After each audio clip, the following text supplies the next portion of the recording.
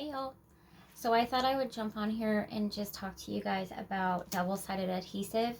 I posted the original cup back in the beginning of March, and I'd only done maybe a handful at the time, and since then I've done quite a few more. So I just kind of wanted to give you some maybe tips, tricks, pointers, things that I've kind of picked up since I've been working with this material. The double-sided adhesive I use is the Elizabeth Craft Design Double Adhesive. I've used tried to use two other styles, I should say. I did buy this big, huge 25-pack, thinking better bang for my buck. This is the sheet, and this stuff is, when I say thin, I mean super duper duper thin. And when you can kind of, I don't know, I'm trying to show you guys, the adhesive itself just kind of pulls off. So I would not recommend wasting your money on this adhesive. It's entirely too thin to cut with the Cricut, and it's just too thin and it comes right up. So I would say no to that one. Don't waste your money. The other brand that I've tried is the Silhouette double-sided adhesive, and this one isn't, it's not horrible by any stretch of the imagination. It is, let me separate it here for you guys. Maybe. Oh, there we go. So it's a decent thickness to it. The reason why I don't particularly prefer it is because of the actual backing material that it's made of. It's very, like almost like cardstock, very papery. So when you go and you try to wrap it, it doesn't like to move in the same, way that the transfer sheets do on the Elizabeth Crafts. So that is kind of my personal preference, but you could still use it if that's what you want to try. I will show you, I think I've shown it before, but your Elizabeth, this has more bend, more give to it. And let's see if I can get this separated.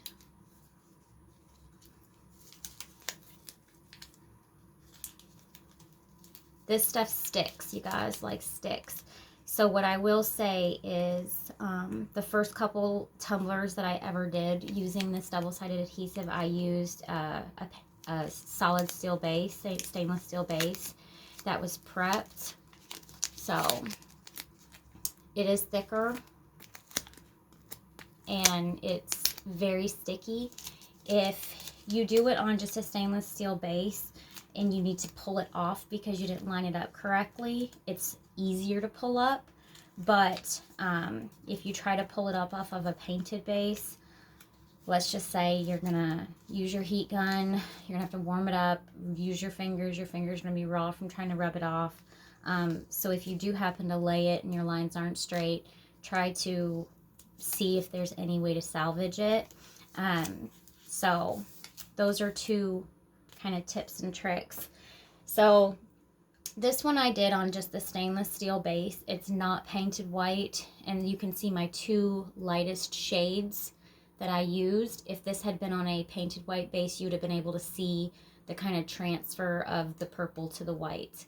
So if you want it on a white base and you want your colors to pop, just know that if you lay it and you have issues, this is a white base, so I did paint it white and then wrap it around, and you can see the white glitter definitely does show much better on a white painted base.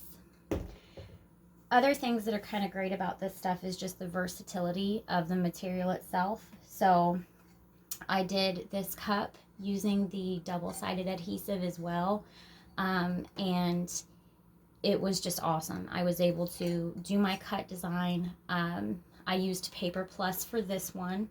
I have been starting to use washi .06, when I've been cutting some of them as well, so I just kind of bounce back and forth. Both work fine for me.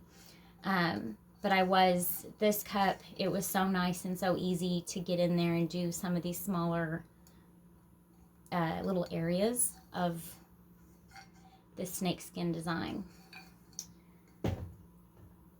This one, it actually does glow in the dark. So the leopard prints are actually filled with the glow powder, like a mica glow.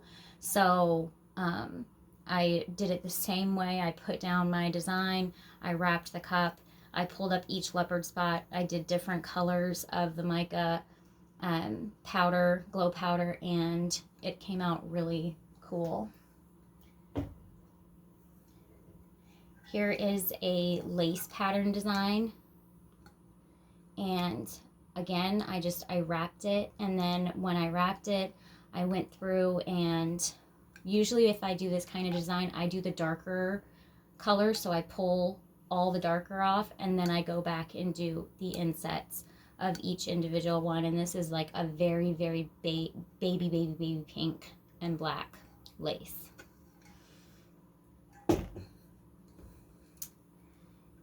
If you do happen to make a mistake lining things up, like I did on this one, I did the power wash method, and where my seam was, I just power washed it and made it look like, the ocean with the mermaid. The nice thing about using the double-sided adhesive is that if you want to try the power wash method, it's not like you're covering up hours and hours of work. So that is very cool. The Pendleton tumbler is huge all of a sudden. I try to kind of keep my eye out on different templates to try, and this one I actually did use a chunky glitter, and I didn't have any problems with it laying down. I did push, I tapped more on those, but the coverage I still think came out very nice. If somebody has a hack for doing the nail tape, hit me up, because that's my least favorite part.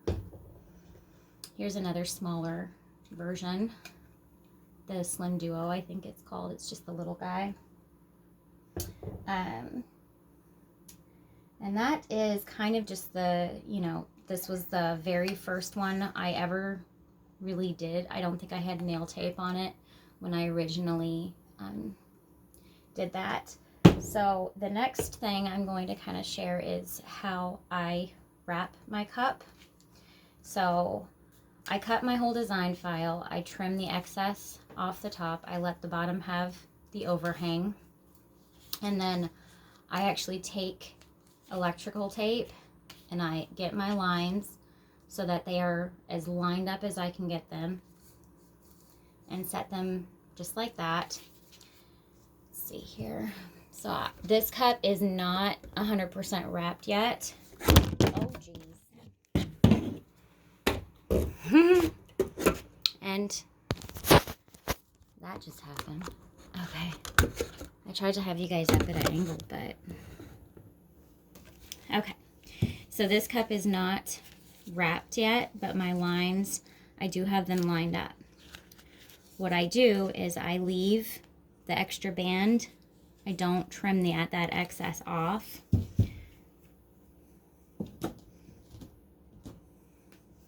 I'm just going to use my Cricut weeding tool to pull the brown up off as kind of my starter piece.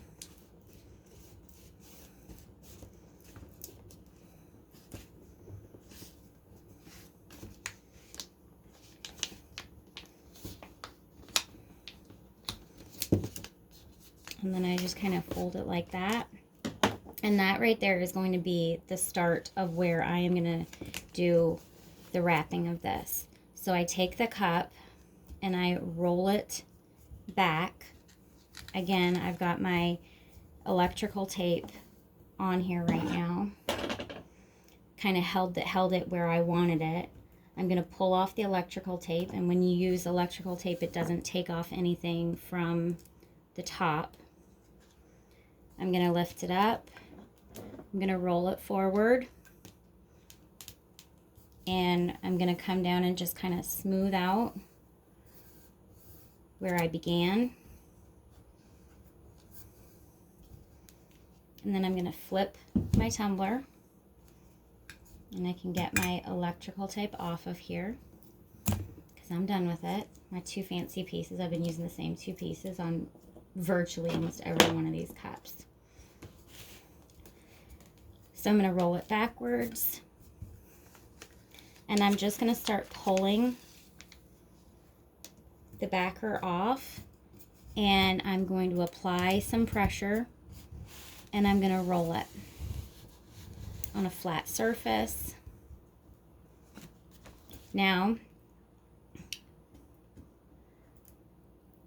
this piece is what I use to kind of lift, that way I don't take anything off. So I am going to pull that off because I do not want it in my overlap. So I pull it off. I'm going to keep pulling this, and I'm just going to wrap it like that. I'm going to push this down. I'm going to make sure I don't have any air bubbles. This was on a painted white tumbler. And get you on the seam. I don't know if you can see. So that's where my seam is. These two lines that are lining up. And then you can go through. I usually push this little bottom piece down. You can go in with an edger, or however you want to do it, to clean up that bottom line whenever you go through to do it. And then depending on the design that you want on your cup, so if I were to make, call it a bigger version of this, I can follow along with what I've got going on here. And I'm just going to lift up my piece.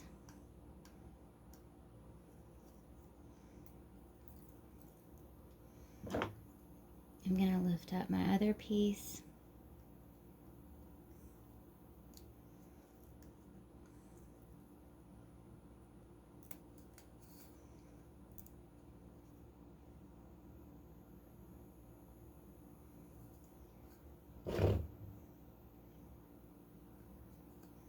And this is the brown that I'm pulling up because, like I said, I'm trying to just match the design that I'd previously done.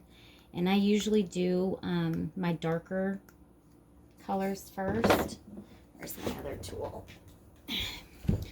I like this one a little bit better.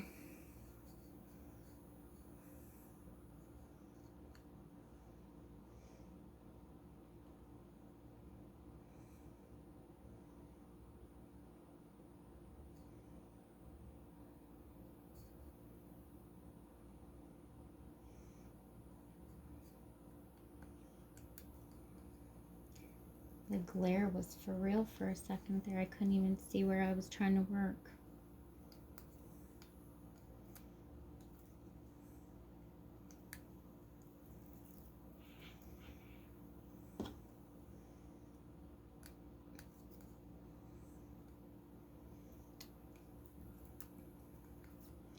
So I'm just pulling off the areas that were brown on this other tumbler.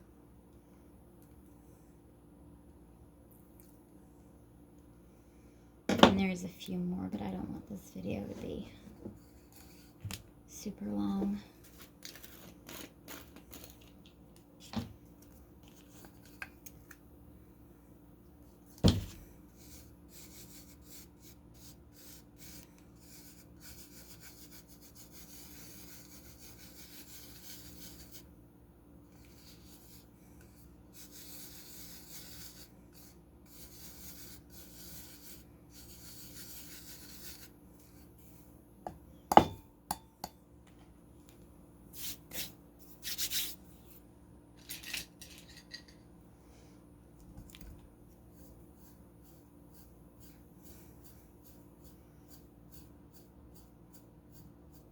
And that is now the start well, let me get you in cue. That is now the start of that, just a taller version of the cup.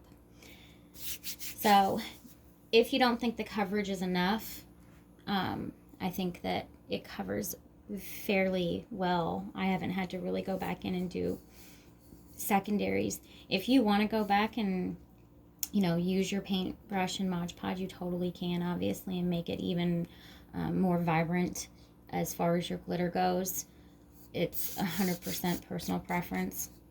What I will say is that a cup like this takes a lot of hours to make when you do Mod Podge, and if you're making tumblers, call it in your spare time or in the evenings when you're done working, then making a tumbler like this then becomes expensive when you sell it because of how many hours that you put into it. And this will limit the number of hours that you have to spend making the tumblers. So I hope that was helpful. I hope that that helped with any questions you might have had as far as your seams go. Again, if you try to pull this off of a painted tumbler, it's gonna be a lot of work to do. Try to come up with ways to you know, fix it in the field, whether it be like I did with the power wash method or whatever. So I hope it was helpful, and I'm very excited to see that people are starting to use the double-sided adhesive and making things. And thanks so much. Message me if you have any more questions. Have a good one, you guys.